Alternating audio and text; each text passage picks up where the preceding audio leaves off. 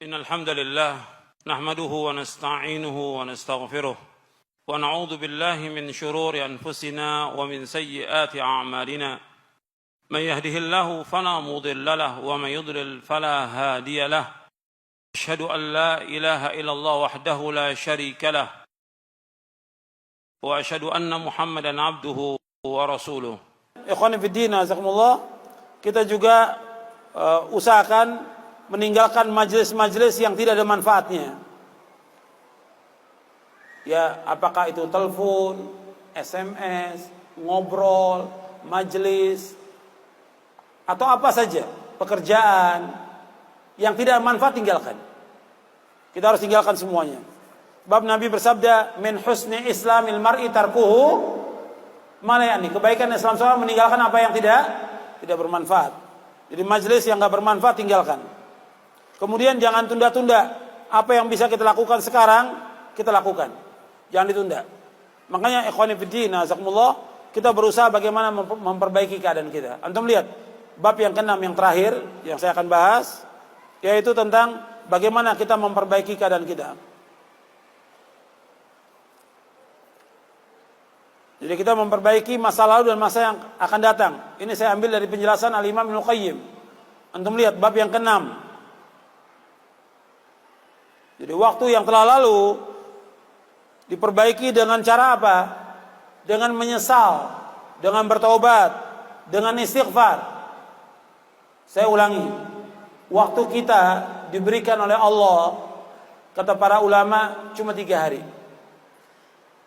atau 3 waktu.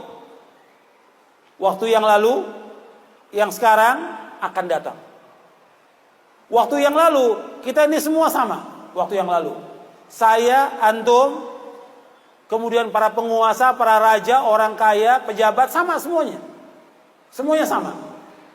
Waktu yang lalu kita sudah banyak berbuat dosa dan maksiat. Saya dan antum sama. Waktu yang lalu itu banyak kita sia-siakan waktu kita dengan perbuatan yang dosa, perbuatan maksiat, perbuatan yang tidak disukai oleh Allah. Nah sekarang bagaimana? Kita introspeksi, kita taubat kepada Allah, minta ampun kepada Allah. Kita menyesali semuanya. Kemudian yang kedua, waktu yang akan datang. Yang akan datang diperbaiki dengan mencegah dia perbuatan dosa. Itu yang akan datang. Jadi waktu yang lalu dengan bertobat, yang akan datang dengan kita mempersiapkan diri jangan sampai kita berbuat dosa dan maksiat. Tapi yang akan datang belum tentu kita dapat. Yang akan datang, yang besok belum tentu kita hidup. Maka yang paling penting sekarang waktu yang kapan? Yang sekarang ini, yang hari ini kita kerjakan. Itu yang manfaat. Kita perbaiki dengan melakukan amal soleh. Tinggal kita atur waktu kita. Jadi antum berusaha hari-hari ini melakukan bekal. Antum atur. Antum bikin jadwal sendiri. Ini bagaimana mengefisien waktu.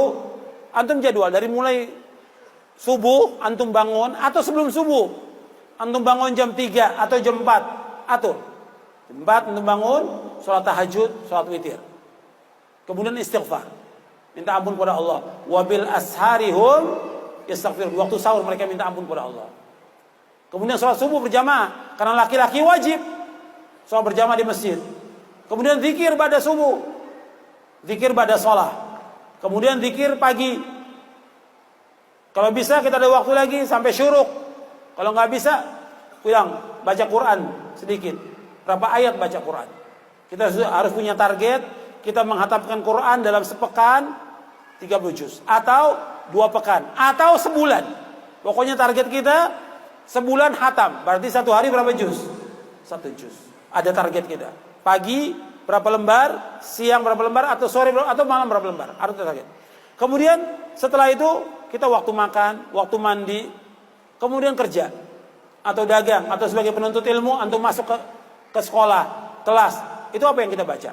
Yang di rumah ibu-ibu, apalagi setelah suaminya makan, sarapan, pergi, anak sekolah pergi, apa yang dilakukan di rumah? Ada buku yang bisa dibaca, ada bisa baca Al-Quran. Tinggal atur waktu. Kalau masih ada anak kecil, ya umumnya dia bermain, tinggal kita lihat permainan dia. Kalau dia tidur, kita bisa gunakan waktunya untuk baca. Baca bisa semuanya. Semua orang bisa, tergantung bisa ngatur waktu atau tidak. Jadi waktu pagi apa yang dikerjakan, waktu siang apa yang dikerjakan. Ketika kita masuk kelas, guru nggak ada, apa yang kita baca. Ketika menunggu ustadz, apa yang kita baca. Ketika menunggu pekerjaan, apa yang kita baca. Ketika kita di bis, menunggu kereta, apa yang kita baca. Zikir apa yang kita lakukan, zikir kepada Allah SWT. Waktu itu bisa kita atur. Kita yang ngatur waktu itu. Kemudian siang apa yang kita lakukan. Kemudian sore setelah sholat asar kita zikir pada sholat. Kemudian zikir sore kita baca. Kemudian kita murajaah sedikit bacaan Quran kita. Kemudian apa lagi yang bisa kita lakukan? Bantu istri, bantu orang tua. Apa lagi yang bisa kita lakukan? Pada maghrib baca Quran sampai isya.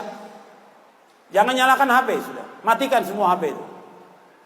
Maghrib sampai isya baca. Antum baca, istri antum baca, anak antum baca. Kemudian makan sama-sama. Jangan masing-masing, makan sama-sama. Dengan istri dengan anak harus kumpul sama-sama.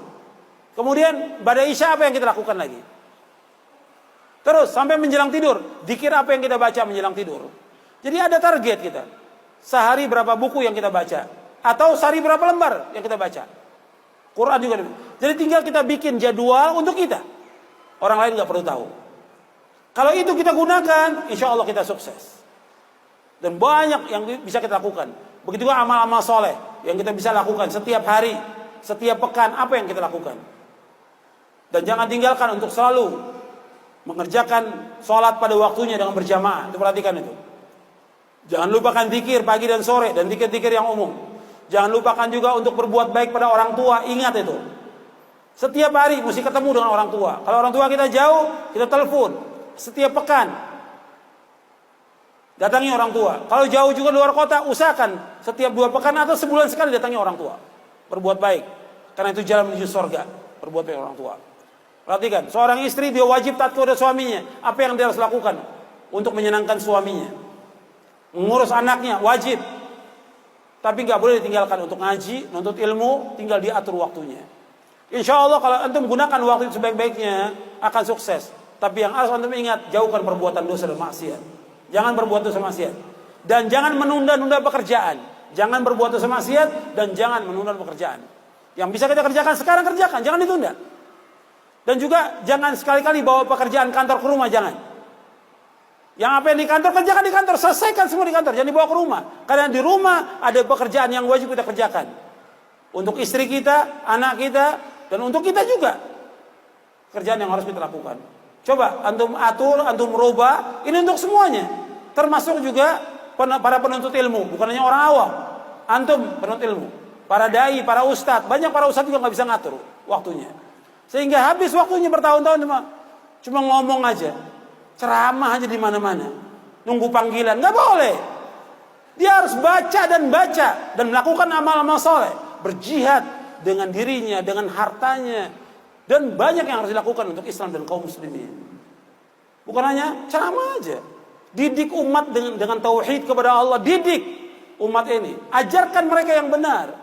Bukan sekedar gimana panggilan orang ceramah, Ustadz nanti ngisinya ini. Kok mau diatur sama orang kaya demikian? Suruh ngisi ini mau? Jangan. Antum isi tauhid kepada mereka. Isi mereka tentang akidah yang benar, pemahaman yang benar sampai mereka paham. Jelaskan mereka pasti akan mati dan kembali kepada Allah yang ditanya pertama kali tentang tauhid oleh Allah Taala. Ingatkan mereka. Dan kita semua pasti akan kembali. Dan kita wajib taubat kepada Allah atas semua dosa. Saya pikir cukup sampai di sini kajian kita. Mudah-mudahan apa yang kita kaji manfaat dan dapat kita amalkan. Wassalamualaikum warahmatullahi wabarakatuh.